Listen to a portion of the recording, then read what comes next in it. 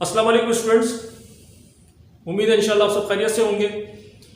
आज हम जिस टॉपिक पे बात करने जा रहे हैं वो टॉपिक हमारे पास है how to create truth table, और इसके साथ साथ हम इसको दूसरे एस्पेक्ट में भी देख सकते हैं कि how to put Boolean expression, Boolean function in truth table. जैसा कि हमें पता है डेफिनेशन के लिहाज से कि all over the world truth table की एक डेफिनेशन जो दी जाती है वो डेफिनेशन ये है कि जनाब truth table represent all possible combination. All possible combination of what? तमाम वो पॉसिबल कॉम्बिनेशंस जो कि बुलियन एक्सप्रेशन से ड्राइव किए जा सकते हैं, वो तमाम के तमाम कॉम्बिनेशन जिस टेबल में रखे जाएंगे, जिस टेबल के जरिए हम उन तमाम पिक्चर को देखेंगे, तो वो कहलाएगी हमारे पास ट्रुथ टेबल। अब ये ट्रुथ टेबल हमारे पास खाली बुलियन एक्सप्रेशन को रखने के लिए नहीं, बल्कि दोनों एक्सप्रेशंस के बाद दफा समराइज एक्सप्रेशन और बाद दफा जो समराइज एक्सप्रेशन नहीं होती, अनसमराइज एक्सप्रेशन होती है, जो कि क्वेश्चन होता है आपका, इन दोनों एक्सप्रेशन को टैली करने के लिए भी इस्तेमाल करते हैं। हम चेक करते हैं कि जनाब लेफ्ट हैंड साइड इक्वल है राइट हैंड साइड की या नहीं है। हम ये भी देखते हैं कि जनाब ये एक्सप्रेशन प्रूव्ड है या नहीं है। हम ये भी देखते हैं कि जनाब जो सर्किट हमारे पास बड़ा था उसको जब हमने श्रिंक किया, जो हमने उसको समराइज किया और सिंप्लीफाई करने के बाद जो छोटा सर्किट बनेगा, इसका आउटपुट पहले वाले आउटपुट की तरह इक्वल आ रहा है या नहीं आ रहा। ये तमाम चीजें जब हम एक टेबल में रख के प्रूफ करते हैं, इसको हम कहते हैं ट्रुथ टेबल। तो ये टॉपिक बहुत इंपॉर्टेंट टॉपिक है। तो उम्मीद है इंशाल्लाह आपको आज के लेक्चर से ट्रुथ टेबल बनाना और बुलियन एक्सप्रेशन को ट्रुथ टेबल के अंदर रखना, उसको प्रूफ करना इंशाल्लाह आ जाएगा। चलते हैं अपने टॉपिक बात करते हैं। आज का हमारा टॉपिक है how to put Boolean expression in truth table. यानी जब भी मैं बात करूंगा कि हमारे पास बुलियन एक्सप्रेशन को कैसे हम लॉजिकल सर्किट्स में रखते हैं, तो हमने देखा कि उसके लिए एक डिजिटल डायग्राम बनाया हमने, उसमें लॉजिकल गेट्स बनाए, बुलियन एक्सप्रेशन रखी, उस एक्सप्रेशन के साथ हमने डिफरेंट लॉजिकल गेट लगा के उनकी आपस में कनेक्शन किए। तो हमने कहा ये एक लॉजिकल सर्किट ड्रॉ हो गया।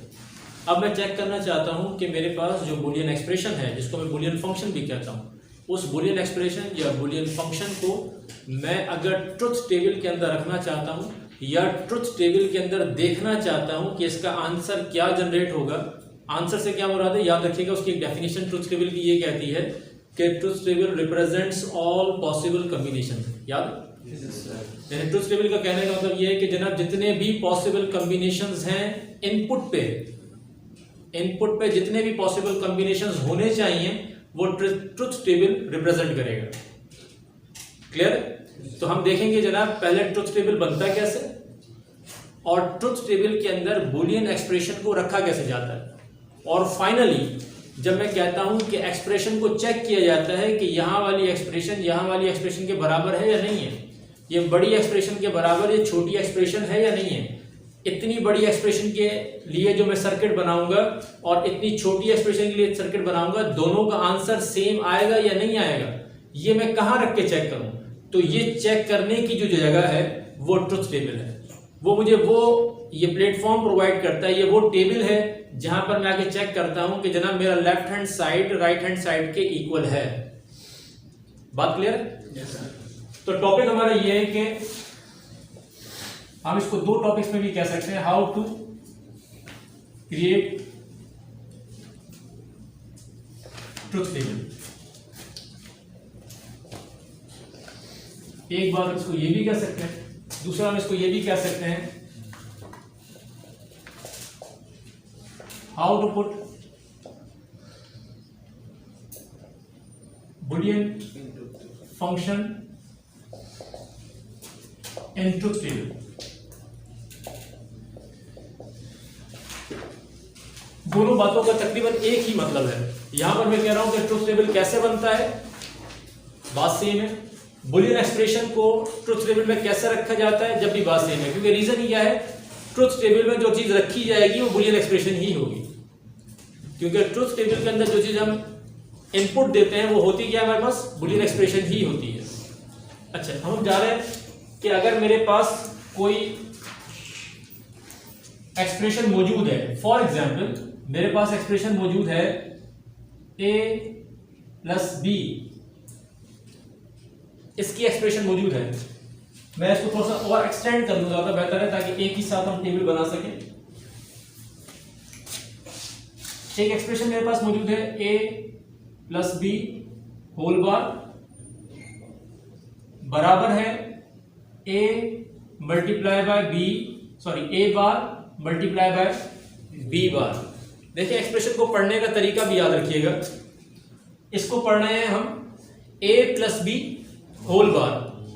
अगर वर्बली पढ़ूंगा a plus B whole bar बराबर किसके है, a bar multiply by b bar. ये मुझे एक एक्सप्रेशन मिली है, इसको मैं कह रहा हूं ट्रुथ टेबल में रख के देखना है मुझे। आसान सी बात है, अगर मैं इसके लिए ट्रुथ टेबल बनाता हूं तो वेरिएबल्स कितने हैं, तो आपको इस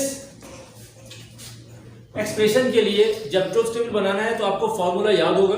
वो फॉर्मूला क्या था, वो फॉर्मूला ये था कि कितने कॉम्बिनेशन बनने चाहिए, 2 is the binary base, how many number of variables are there, 2। तो इसका पावर 2 इसलिए आया है क्योंकि ये नंबर ऑफ वेरिएबल्स है। तो कितना आंसर आना चाहिए, 4। तो हमारे पास ए और बी से कितने कॉम्बिनेशन बनेंगे, 4 बनेंगे, 1 और 2। यानी आपको पता है 1 to 4 की सीरीज, यानी हम कहते हैं जितने वेरिएबल्स ऐड होते जाएंगे हम 1 2 4 8 16 इस तरह करते जाएंगे। तो यहाँ पर ये इसलिए करते हैं ताकि मुझे चीजें याद ना करनी पड़े। इसके कॉम्बिनेशन के लिए बात करूं तो कह रहा हूं स्टार्ट करेंगे हम 0 0 से, जो कि रिप्रेजेंट कर रहा है क्या, 0। 1 के लिए मैं क्या करूंगा, 1 वाली बिट ऑन करूंगा और 0 को ऑफ कर दूंगा, क्या रिप्रेजेंट करेगा, 1। 2 के लिए 2 वाली बिट ऑन की और 0 क्या रिप्रेजेंट करेगा, 2। और 3 के लिए 2 + 1 3 हो जाएगा, तो 2 को भी ऑन कर दिया और 1 को भी ऑन कर दिया, तो क्या बन गया, 3। तो टोटल कॉम्बिनेशन कितने हो गए, 4। यहां तक क्लियर है बात। अब अगली बात को ये कह रहा है कि एक्सप्रेशन मेरे पास क्या थी, a plus B whole bar. तो मैं पहले डायरेक्टली a प्लस बी निकाल रहा हूं, a प्लस बी। अगर मैं प्लस करूं तो क्या आंसर आना चाहिए, 0 1 1 1। कोई एतराज तो नहीं, नो सर। फिर मैं जा रहा हूं a plus B whole bar पे, a plus B whole bar. इसका मतलब ये हुआ जो ये हमारे पास एक्सप्रेशन थी इसको क्या कर दें, इन्वर्स कर दें। तो ये मेरा हो गया 1 0 0 0 0 0। तो हमारा ये वाला सेट हो गया क्लियर। Yes sir. अब हम जा रहे हैं किस सेट पे, इस पे। लेकिन इस पे आने से पहले a bar multiply by b बार आने से पहले क्या करना पड़ेगा, पहले a बार निकालना पड़ेगा, फिर b बार निकालना पड़ेगा। a बार निकाला, a बार क्या बनेगा इसका, अब ये a ये था, a का हम a बार निकालेंगे तो क्या होगा, 1 1 0 0। इसी तरह अगर मैं b बार निकालूंगा, ये आ गया मेरे पास b बार के लिए 1 0 1 0। Clear, yes sir. और फिर मैं फाइनली कह रहा है कि जब ये दोनों आ जाए, a बार भी आ जाए और b बार आ जाए, तो क्या करें आपस में, मल्टीप्लाई कर दें। a bar multiply by b बार, तो हम इन दोनों को मल्टीप्लाई करेंगे, बाकी सबको छोड़ देंगे। इन दोनों को मल्टीप्लाई किया 1 0 0 0। तो यहां पर मुझे अब नजर आता है जनाब कि जो मैंने बात की थी ये दो एक्सप्रेशंस की, तो मुझे नजर आ रहा है ये दोनों बराबर हैं, यस सर। बराबर है। Yes sir. तो मुझे जो इसका आंसर नजर आ रहा है वो आंसर इसका भी नजर आ रहा है। तो ट्रुथ टेबल ने क्या शो किया, ट्रुथ टेबल ने शो किया कि इस एक्सप्रेशन को प्रूफ कर सकता हूं, नहीं कर सकता। तो या तो अगर आपके पास सवाल मिल जाता है पेपर में कि proof this expression, either this is equal और नॉट, कोई एक्सप्रेशन आपको दे दें और कहें कि जनाब प्रूफ दिस इक्वेशन या sorry expression, either this expression is equal और नॉट। अगर इसका आंसर इक्वल आ जाएगा तो आप लास्ट में लिख देंगे these two expressions are equal.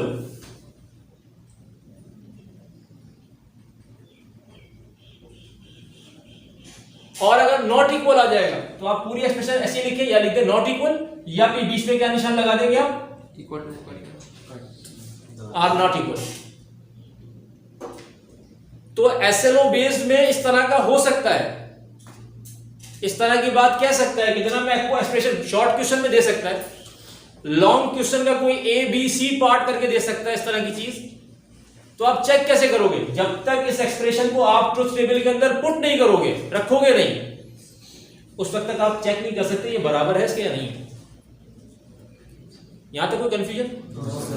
अब हम रैंडमली, मैं इसको रैंडमली बात कर रहा हूं कि मैं अगर इस फॉर्मूले को यहां से हटा के एक दूसरा ट्रुथ टेबल बना रहा हूं, उसके लिए मैं कोई भी एक्सप्रेशन लिख रहा हूं। एग्जांपल मैंने लिखा ए बी सी, आप खुद ही रैंडमली कोई एक्सप्रेशन बना सकते हैं। कोशिश करें 3 से ज्यादा बड़ी ना बनाएं, इस वक्त आपकी प्रैक्टिस इतनी अच्छी नहीं है, तो 3 से बड़ी एक्सप्रेशन ना बनाएं। A B C plus A B plus C bar, इतनी एक्सप्रेशन बहुत है। अब हमने क्या करना है, कितने वेरिएबल आ गए इसके अंदर? 3 वेरिएबल आ गए। फॉर्मूला अप्लाई कर लेते हैं। फॉर्मूला क्या कहता है जनाब? 2 power 3 is equal to 2 multiply by 2 multiply by 2 8। ऐसे ही है। यहां पर अगर मैं इसके ड्रॉ करने के लिए जाऊं तो मैं क्या कहूंगा जनाब? 3 वेरिएबल्स देते हैं, ए बी सी, 1 2 4 कर लें, बात समझना आसान हो जाएगी। हमने कहा 0 1 2 3 4 ये रिप्रेजेंट कर लें, 0 1 2 3 4 5 6 7। ये बातें समझ में आ रही? Yes sir. कोई एतराज तो नहीं? Yes sir. मैं इसको ऐसे रखी लगा दूं ताकि इसके मैं वैल्यूज को सीधा सीधा आइडेंटिफाई कर सकूं।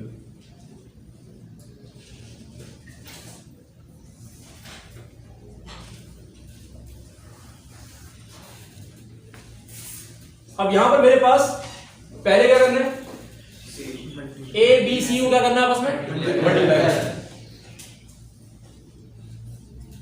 ए बी सी तीनों को मल्टीप्लाई कर ले। आसान सी बात है, किसी एक में भी 0 तो आंसर क्या है? 0।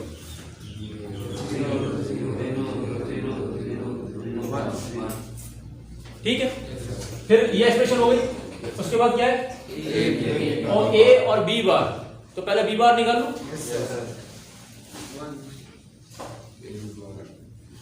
बी बार इसका लिख लेगा, 2 दफा 1 है फिर 0 है, फिर 2 दफा 1 है फिर 0 है, ऐसे ही है।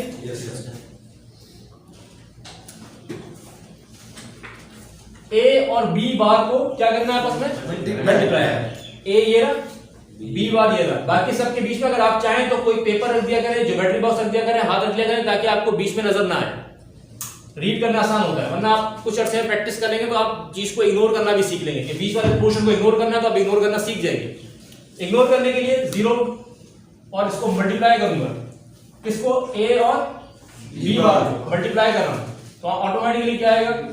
जहां भी 0 है वहां पर क्या आ जाएगा? 0 0 1 1 0 0। ये क्लियर है? Yes sir. लास्ट में क्या रही है? सी बार। सी बार, सी का इन्वर्स। सी क्या है? ये सी में स्टार्ट कहां से हो रहा है? 0 से। यहां पर क्या होगा? 1। अब बाकी उल्टा करते हैं, 1 0 1 0 1 0 1 0। क्लियर हो गया? अब सिलेक्शन किसी करनी है। सिलेक्शन आपकी करनी थी किन किन चीजों की? एक आपके पास सिलेक्शन के लिए ये है जो ऐड होगा, दूसरा ये ऐड होगा, तीसरा ये ऐड होगा। ये 3 टर्म्स ऐड होंगी। हमने इनको लिख दिया A B C plus A B bar plus C bar, ऐसा ही है। ओके, हम जब प्लस करने जा रहे हैं तो प्लस का आंसर मैं रेड से लिख रहा हूं ताकि चीज समझ में आ जाए। जहां भी 1 होगा आंसर क्या आ जाएगा? 1 1 0 1 नहीं है इसमें, ये बी बार है। 1 0 0 1 सॉरी 1 1 1 एंड 1। क्लियर है? Yes sir. तो ट्रुथ टेबल लेंथी तो है, देखने में मुश्किल नहीं। तो अगर मैं ये कहूं how to create truth table, बना सकते हैं। Yes sir. अगर मैं ये कहूं how to put Boolean expression, this is boolean expression,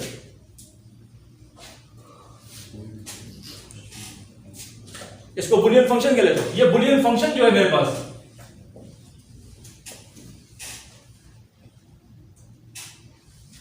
ये बुलियन फंक्शन जो मौजूद है दोनों, इसको मैं कहूं कि ट्रुथ टेबल में रख दें, रख सकते हैं? Yes sir. कोई मुश्किल नहीं। Is that clear? Yes sir. तो ट्रुथ टेबल के साथ ये रिप्रेजेंट करता है how many combinations can be created by using these variables. In variables की मदद से कितने पॉसिबल कॉम्बिनेशंस बनाए जा सकते हैं। तो आपने देखा अगर 3 वेरिएबल्स हैं तो कितने कॉम्बिनेशन बनेंगे? 8। और 8 के साथ सारी कैलकुलेशन करके देखिए हमने कि बार निकल रही है तो कैसे मल्टीप्लाई हो रहा है, विदाउट बार कैसे मल्टीप्लाई हो रहा है। जैसे एक्सप्रेशन कहती जा रही है हम वैसे सॉल्व करते जा रहे हैं।